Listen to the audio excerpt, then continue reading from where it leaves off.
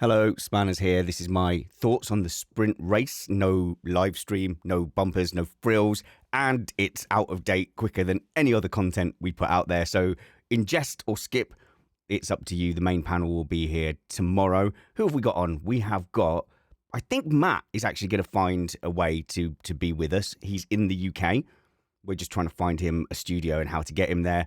And we've also got Kristian Pederson on as well. If Matt can't make it, Chris will be in. But I've had 1 hour of sleep twice. Today, I had no intention of getting up for it whatsoever. However, because Lewis Hamilton won the sprint pole, I couldn't possibly miss it. And of course, I wasn't disappointed. So I'll just start with some thoughts from the Lewis Hamilton perspective. There was a few questions to answer. A, was there going to be any sort of pace from the Ferrari? And the second one was he washed up? Was the one lap pace gone? Is that why he couldn't string together a qualifying at Mercedes in the final year? Yeah, and it was really worrying. It was genuinely worrying that he would be getting to the Saturday and just not be able to activate the tyres, not be able to fire them up, be consistently behind George Russell. And you go, well, maybe age is a factor, but I think we can put the age thing to bed. I don't think he's going to beat Leclerc every single session. He's going to be dropping it on pole every race. But it's enough evidence. You've got enough evidence, admittedly, on a weekend where Leclerc says, I'm not doing well enough. This isn't a track I love. But Hamilton was consistently ahead of Leclerc in every single session. And Leclerc is seen widely as someone who is a great one-lap driver, a great qualifier. He's really highly rated. You can't take that back now. People who've always rated Leclerc on one lap. You can't take that back because Lewis seems to be fine against him on one lap. And I think, there was even a bit of wiggle room there. So when Leclerc comes back at him, you'd still say these guys are going to be very, very close on qualifying. But he's had a whole practice and 3 qualifying sessions where he was ahead of Leclerc, held it all together, didn't really do any mistakes, didn't really have any scruffy laps, and in fact was probably a bit conservative on the actual sprint pole lap itself. So you go, okay, good. Lewis Hamilton can still drive a car. He can still set up a car. The other question is, where is Ferrari's true pace? And it's very, very easy to get carried away after a pole. And so if you follow me on social media, I keep going, calm down, don't get carried away. But I think you can get carried away about the sprint win. That's a genuine. Everybody is trying to win the sprint race. I would say the only caveat would be if there was no tyre wear at all. If there was no tyre wear at all, then you're going to go, well, he's getting away with that because we're not having to see him at the end of the stint and if those Ferraris are burning up their rears or anything. But this is a front limited track as well, which is something to bear in mind. So with Piastri trying to hound him down or trying to close down the gap after taking over Verstappen, that McLaren, I hope I'm not getting this the wrong way around, but that McLaren had suffered on front limited tracks. And I think most tracks are rear limited. Okay, I'm not going to pin my reputation on that one, but I think with a lot of these sweeping corners, you're putting weight on the front, and here in particular the front left. So this probably doesn't expose Ferrari's weakness on the rears. I didn't actually track that in Australia because of all the wetness, but I think last season, whereas it does expose McLaren a little bit to that front wear. And of course, things will be able to change in Parc Fermé. We've seen it a lot over sprint weekends. Things changing in setup and the difference between qualifying pace and race pace, it can flip on its head. I always use the example of Verstappen in Austria last year, where he didn't qualify very well but looked strong in the race. Then I think he got pole by 0.4 seconds and then didn't have the race pace in the end and had to yeet Norris off into turn 3 or out of turn 3. So if you look at the sprint race though, today, there was a lot of wear. It wasn't a sprint race that was just curtailed. People were having to hang on to that front left. And when Carlos Sainz came in, he showed that he was going 2 seconds a lap faster, I think, than the leaders. I have to admit, I didn't watch this on the live timing, which made the fact that the timing tree's been playing up all weekend somewhat annoying, as it was in Australia as well. So it was definitely, in a race, you would think, right, well, in that case, the undercut is going to be really vital. So I don't want to go too much into the race or speculating about the race because that will be out of date straight away. But yeah, you see this and you go, they can't do what they would normally do, which is right. Let's time that overcut so that we're getting some really fast laps in, and we start to hunt down the guys who don't pit. So we didn't get to see that. We saw them forced to hang on, and on the surface you go, well, Verstappen's went away.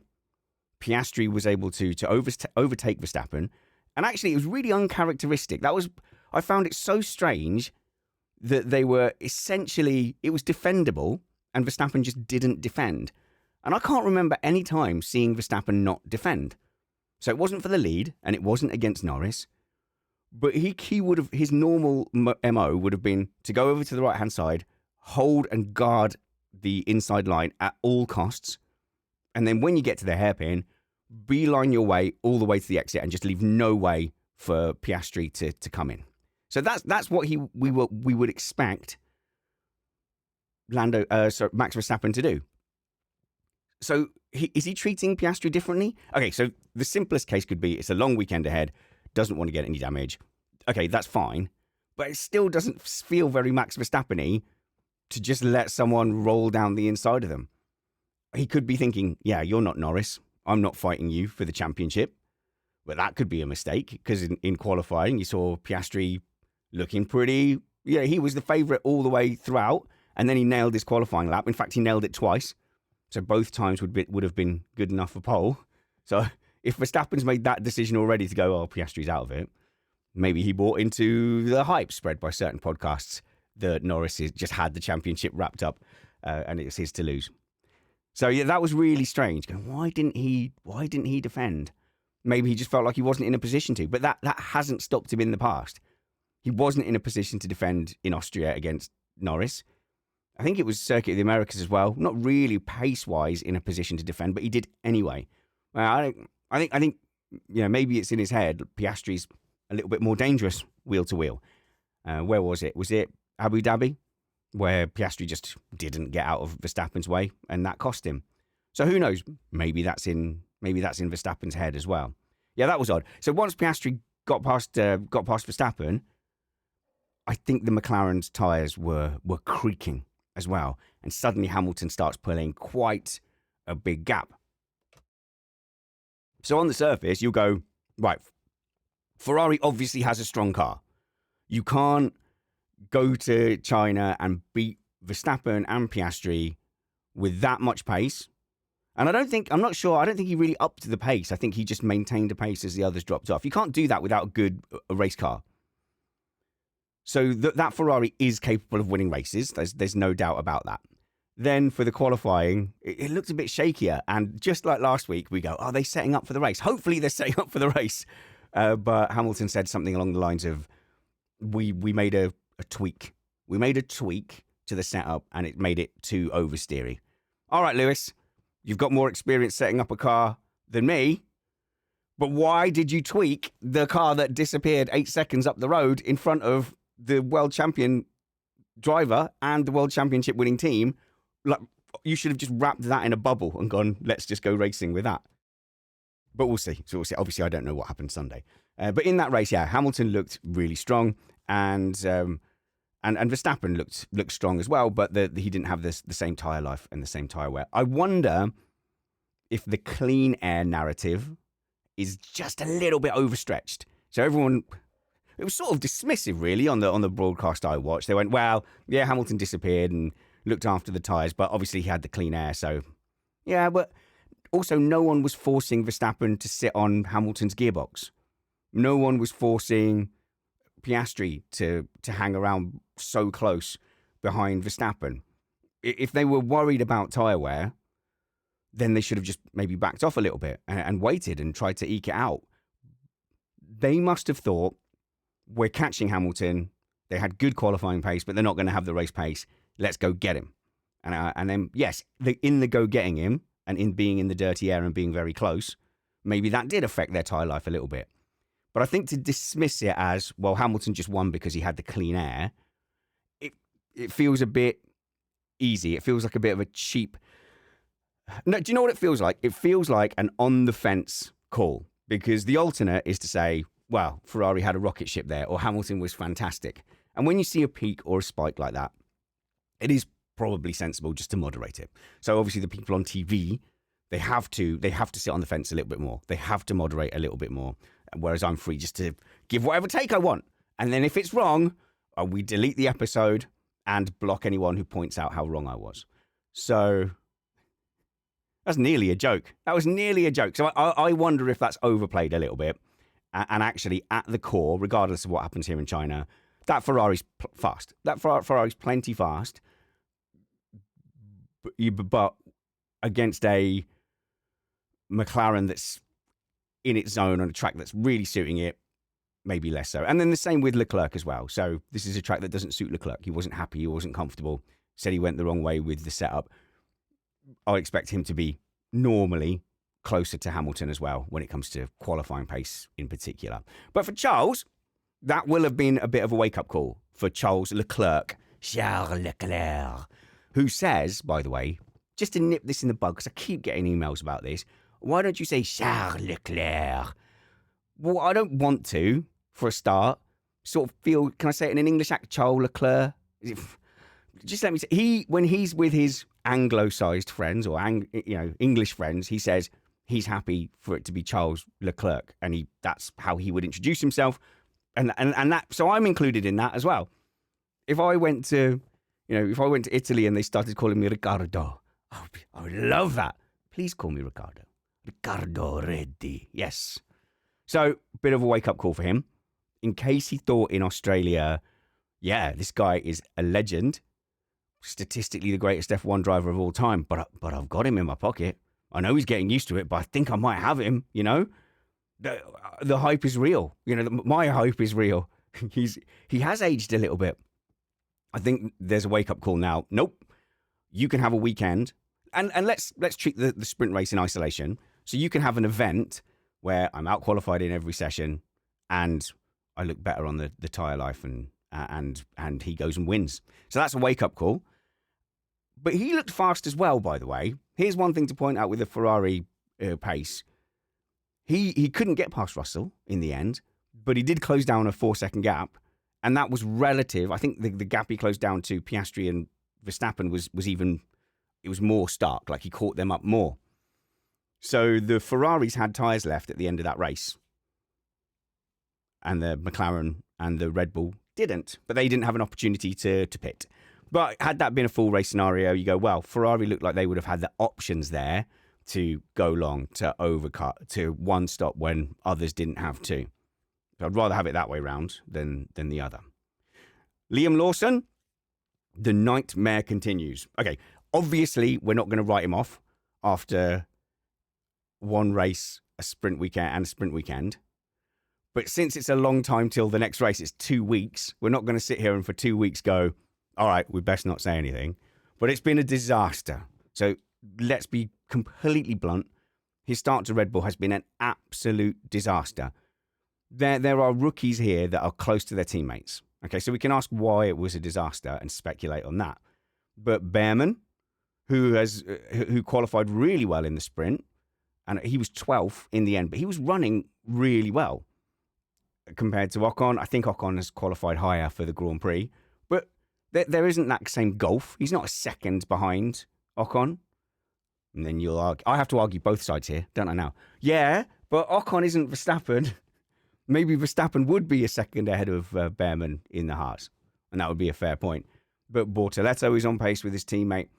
For Lawson to come in and have his teammate being broadly P2, P3 in that kind of zone, and then he's last out in all 3 qualifying events he's done. He's been out in Q1.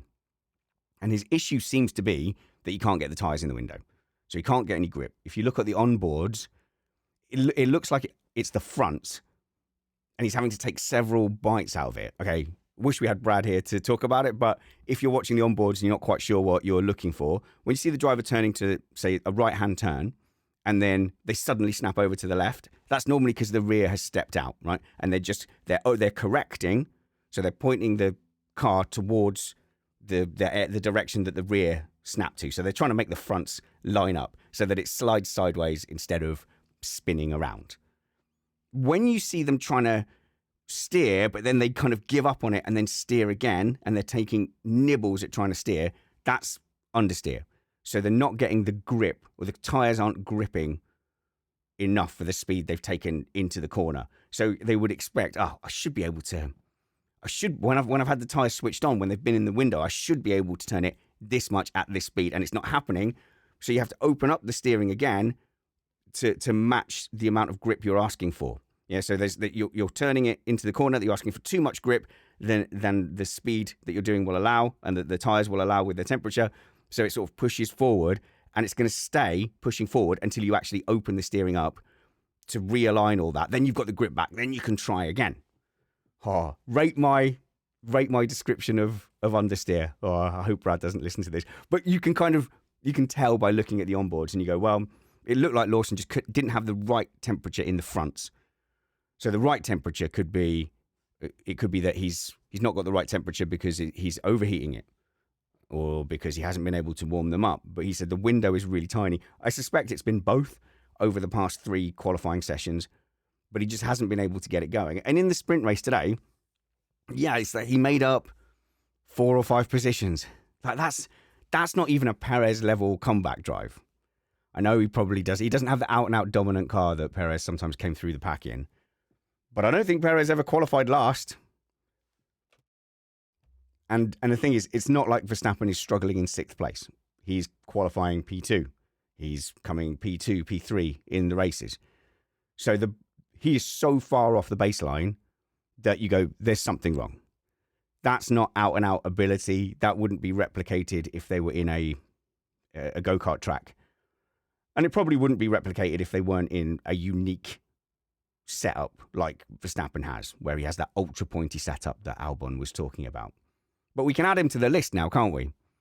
I think some people need to apologise to Perez, because obviously the challenge is hard. It's obviously harder than we were giving it credit for. I'm probably guilty of this a couple of drivers ago. So maybe I was too severe on Albon. And then I look at, Gasly in there, and you go, I definitely would have expected Gasly to do better. And then Perez, because I was watching him from the midfield, you go, I'd have expected, maybe peaky performance, but I'd expected some good performances from Perez, not none like last season. But I think Lawson is now showing that it's maybe we were judging Perez a little bit too harshly last season, when oftentimes the Red Bull wasn't the fastest car either. Maybe actually a lot of the times like it is now. So, that either second or third best car, that was happening a lot. And Perez was getting results not as bad as Lawson now and getting slammed for it. The thing is, I was arguing with Brad today, and he was saying, but I never rated Perez going in. So that's the sort of results that I would expect. Everything that happened with Perez validated his opinion that he already had of Perez. Whereas my opinion with Lawson was, well, what have we seen? There was a statistic that he hasn't out-qualified Yuki Tsunoda for 722 days or something. So it was the Singapore Grand Prix 2023, the last time he out-qualified Tsunoda. And of course, we're now cheekily including these Red Bull things as well. So my argument was, I don't know what people have seen to get him up to that Red Bull seat. Well, they say, well, his potential ceiling is higher. Okay, please show me on a piece of paper where you've seen this potential higher ceiling. At the moment, it's not looking great. You would have expected not to be plumb last as often. And if you did qualify poorly, you would expect him to come through the field a little bit better. So he's really struggling. The struggle is real. Best interview I saw with Ted Kravitz was to Christian Horner saying, did you pay off Perez for this? Is this what you paid? Weren't you meant to have a driver better than Perez? And I think with the amount of criticism people were giving Perez, you would then expect, well, someone should come in and be instantly better. But it hasn't happened. It hasn't happened so far. He looks gutted. Horner looked pretty stressed about the situation as well. Anyway, we'll see. By the time you listen to this, he might have scored a podium from the back of the grid. Norris is a big story here. How long have we gone? 20 minutes. I have no ambition for length with these. I was sat down thinking 20 minutes. 20 minutes will do. And hopefully people will get into the routine of like, this is a take it or leave it sprint review. It's sort of non-canon because it's just me in a room talking to yourself. I nearly streamed this live on TikTok just so that I wouldn't feel crazy talking to myself. But it's interesting. I've heard people say, talking about the parasocial relationship where they feel like they're listening to their friends talking about Formula One. This is the opposite because I'm literally in a room by myself, but I don't feel alone. I can hear the email responses I'm going to get. I can hear the YouTube comments that I'm going to get. Like, you're with me. You're in the room with me right now. I had to say all that to make myself feel a little bit less mad. Norris went from the end of last race, the world just going, oh, this is his to lose. He's in a rocket ship. He's got his teammate covered. Oh no, well that's what we concluded. Most of the pundits thought that Piastri was sort of held back a bit by the team and denied his chance to attack. Okay, fair enough. But it looked really good for Norris. And then he just could not string a qualifying together. Again, he's quite honest, like Leclerc, and says, yeah, that's me. Yeah, I'm the limiting factor. I'm the limitation. And sadly, there's proof of that because Piastri had a decent qualifying, and I think he qualified P3. And then had a decent race. But it was interesting to see the tyre drop off with Piastri. So that's the thing where I go, based on the evidence of what I've seen from Piastri, it looks like he struggles with tyre life. Now, I just want this to be clear. I have no religious reason for claiming that Piastri would be poor on tyre life. It's only based on seeing him up front in tyre wear situations and him not being able to match the Norris and the drivers around him. If that changes, like this weekend, if he's just gone and put in a mega couple of race stints and it was crucial, he's won it on tyre life, then, I'll have to stop saying that, won't I? Because I will change my mind when the evidence changes. I was really rooting for Piastri to come through. I know a lot of the Australians really think that it's an anti-Australian thing. Outside of the Ashes, outside of cricket, I don't have an anti-Australian thing at all. Like we've got Australians on the crew. Didn't mind Webber. No, they're genuinely there's no anti-Australian thing. They're one of our closest countries and closest allies culturally in the world. I think of Australians in the same way as I think of the Welsh or the Scottish or the Irish. It's there isn't some England Germany sporting rivalry kind of thing like that. So yeah, some people have been getting at me as if I'm just attacking Piastri for the sake of it. I promise you, I'm not. When he came in, I wanted someone to show up Lando Norris. So I get accused now constantly of being a Lando Norris fan and it being Brit bias. I've never been a Lando Norris fan. I was hoping Piastri would come in and and the hype would be real and he would show him up and then I'd be a big fan of Piastri. And I'm not a fan of Piastri. That's not because of him as a person or because he's Australian. There's nothing that made me go, oh, you're brilliant. I really want to cheer for you. Nothing has happened in his F1 career so far that's made me want to do that.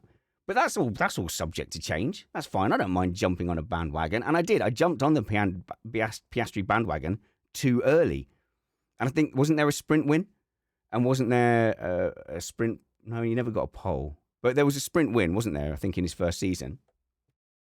And I was happy. I was happy to cheer him on. And then we started noticing this pattern and going, ooh, okay. Actually, when tyre wear is an issue, he doesn't seem to be in it as much. But if that changes, that's great.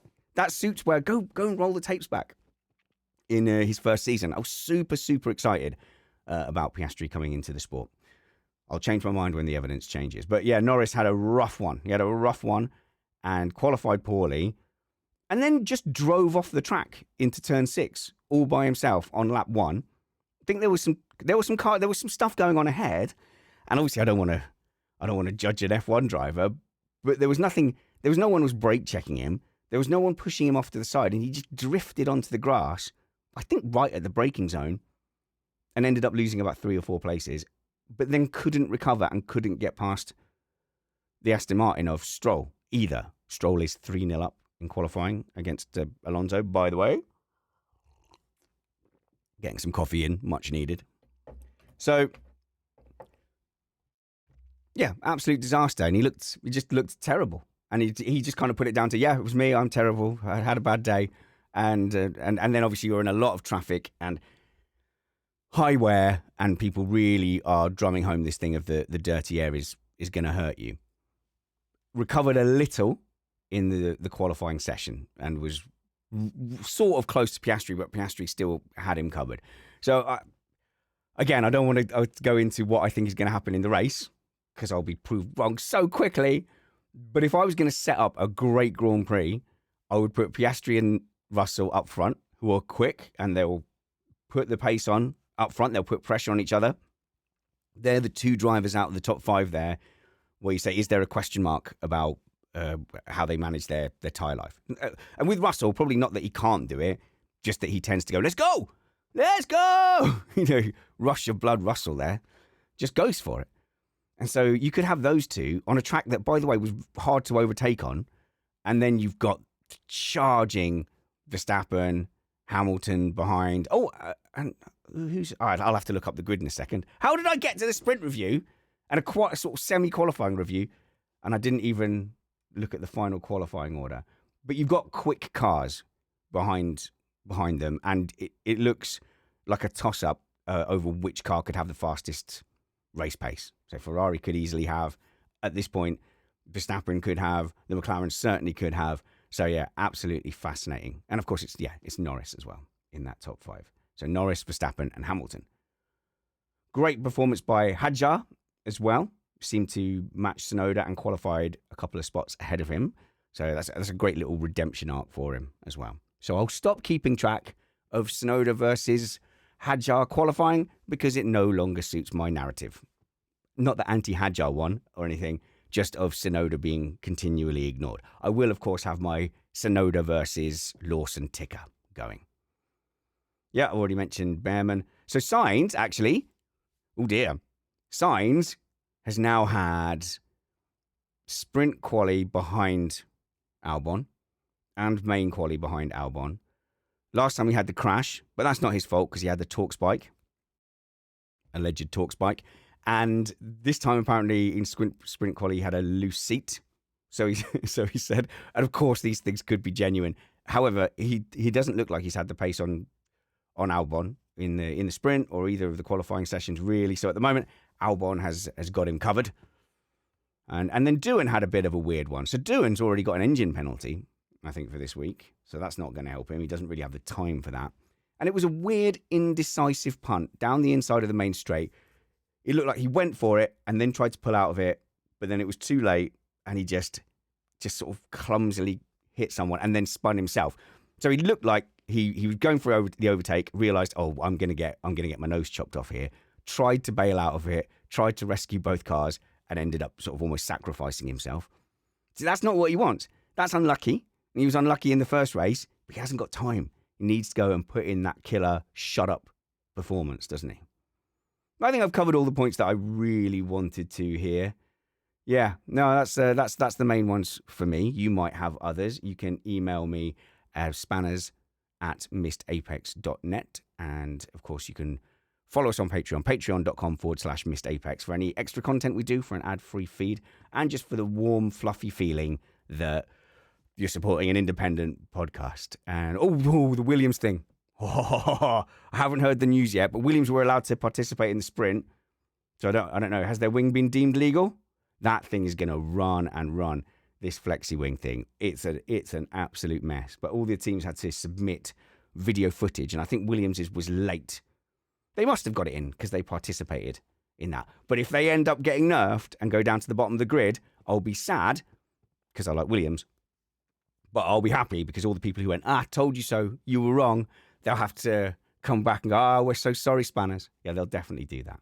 Just a note on predictions, by the way. I have fun making these predictions. I tend to be reasonably conservative because I base my predictions on what we've seen in the past. And actually, Formula One, you don't tend to have like a back of the grid team just leap up to P1. You don't tend to have one driver is better in a team and then it just switches the next season. Those things don't tend to happen. And so, yeah, I go on just what we've seen in the past. if you try and project forward and you just go, okay, there's 10 things that we're going to make a prediction about, and all 10 you say, the extraordinary thing isn't going to happen. What's the most likely thing in each of those scenarios? 1 in 10 of those, at least, is going to be wrong. Is going to be extraordinary. Williams will take a big leap up the table for now until they get nerfed, and then you have to take it. You have to take the hit. You have to take it on the chin when people go, you were wrong about that, idiot. so even if it's a spike, you still have to take it on the chin and say, you're wrong about that, idiot. So I am looking forward to the Piastri comments if he suddenly has blistering race pace and is great on his tyres. But, if he does do that, then the data set of evidence I have to draw upon to make a prediction then changes. And I'm more than happy to change my mind as that evidence changes. But of course, feel free. Any comments? Where have we got comments at the moment? Spotify, YouTube, Spanners, or feedback@missedapex.net to get hold of Matt as well. And you can DM me on Blue Sky and Twitter. Till we see you next, work hard, be kind, have fun. Click and stop now.